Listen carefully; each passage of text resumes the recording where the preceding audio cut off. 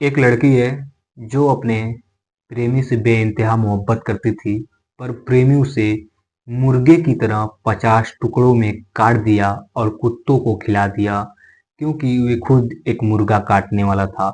दोस्तों, पूरी कहानी बारीकी से सुनने के लिए वीडियो में लास्ट तक बने रहिए।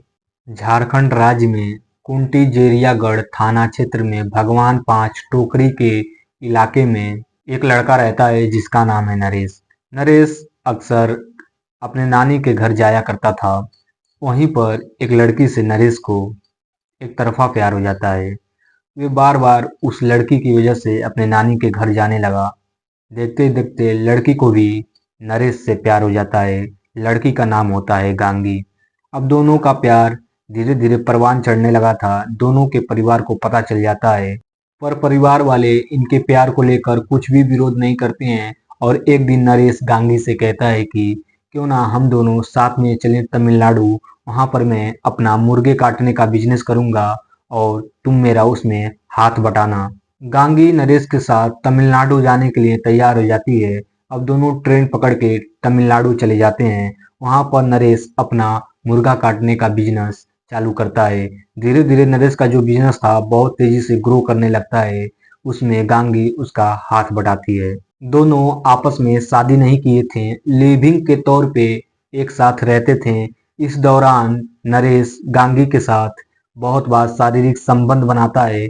गांगी कहती है कि तुम मेरे से शादी कर लो, उसके बाद जो मर्जी सो करना, पर अभी ऐसे हमें ये गलत लग रहा है करने में, संबंध बनाने में मुझे हिचकिचाहट हो रही है। जब गांगी नरेश से ये सब बातें बार बार कहती है कि मुझसे शादी कर लो, उसके बाद मेरे साथ शारीरिक संबंध बनाना, तो नरेश को बहुत ज्यादा गुस्सा आता है, उसे मारता है, पीटता है।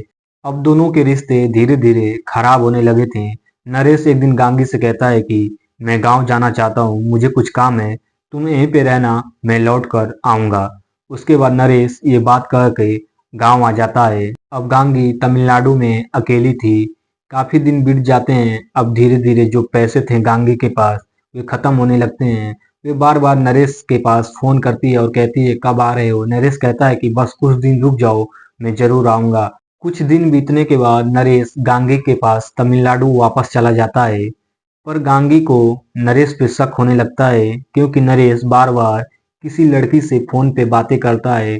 गांगी का जो शक था यकीन में बदलने लगता है, तो गांगी जिद करने लगती है, उससे लड़ाई झगड़े करने लगती है, तुम किससे बातें करते हो, चलो घर और मेरे से शादी करो। नरेश गांगी से कहता है कि मैं किसी भी लड़की से बात नहीं कर रहा हूँ, मैं तुमसे प्यार करता हूँ और तुम्ही से शादी करूंगा।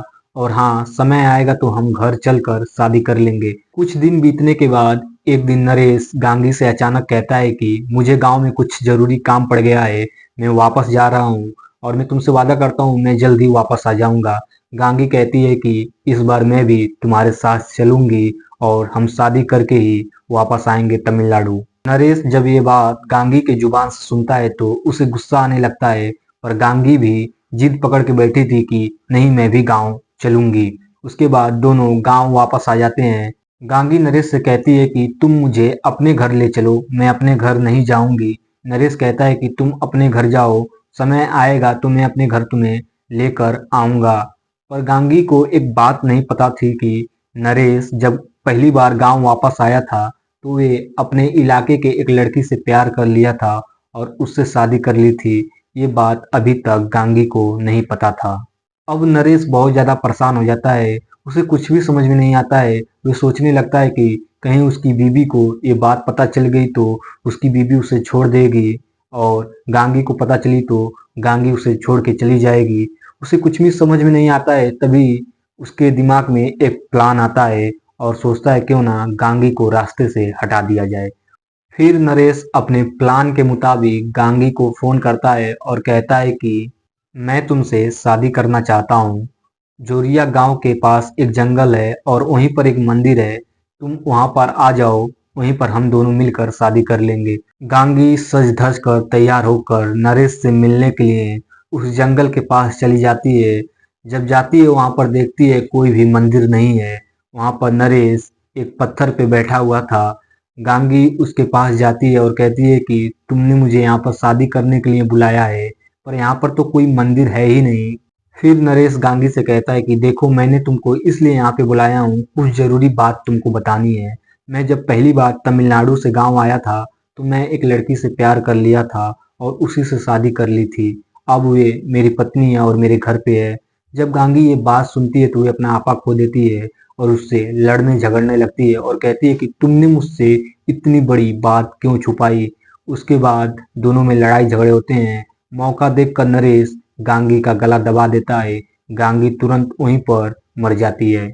फिर नरेश अपने जेब के अंदर से मुर्गा काटने वाला चाकू निकालता है और गांगी के शरीर को 40 से 50 टुकड़े में काट देता है और पूरे जंगल में फेंक देता है और वहां से फरार हो जाता है। अब जो जंगल के जानवर होते हैं उसके टुकड़े को खा रहे होते हैं, तभी उनमें से एक जानवर जो कि कुत्ता होता है, गांगी के हाथ को मुंह में दबाए हुए सड़क के किनारे भाग रहा होता है।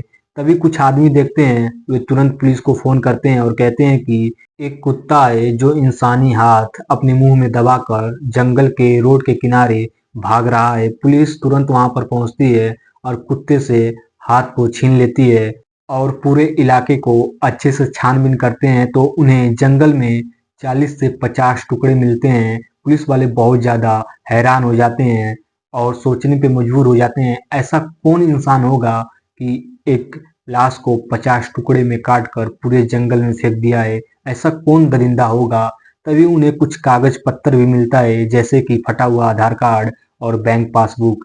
आधार कार्ड से पता चलता है कि लड़की का नाम गांगी है।